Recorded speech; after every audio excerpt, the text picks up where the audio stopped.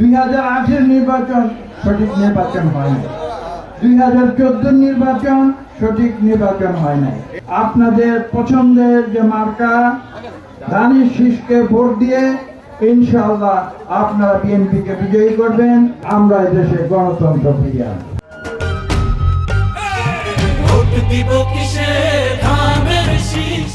আমরা এই প্রতিজ্ঞা করেছি যে বাংলাদেশে আমরা গণতন্ত্র ফিরিয়ে আনব এবং তারই অংশ হিসাবে আমরা আগামী 12ই ফেব্রুয়ারি নির্বাচনে যাব।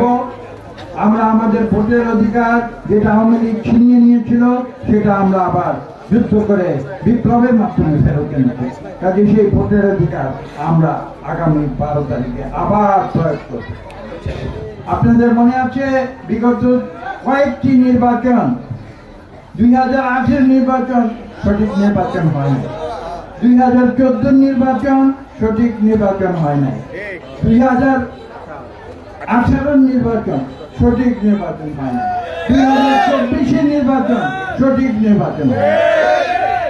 বাংলাদেশের মানুষ তো গণতন্ত্র চায়, সঠিক নির্বাচন চায়।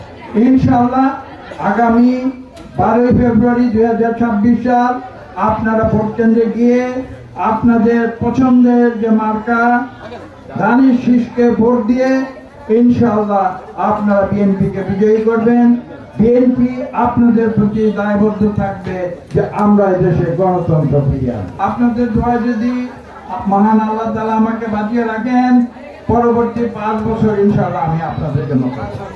আমাদের যে গণতান্ত্রিক অধিকার এটা কিন্তু কেউ কাউকে দিয়ে দেয় না, গণতান্ত্রিক অধিকার আদায় করে নিতে হয় এবং সেটা আদায় করার রাস্তা হচ্ছে একটা। কিভাবে আদায় করবেন? ভোট কেন্দ্রে গিয়ে ভোট দেবেন। কারোর সঙ্গে যুদ্ধ করতে হবে না, বন্দুক লাগবে না, গুলি লাগবে না, কিচ্ছু লাগবে না।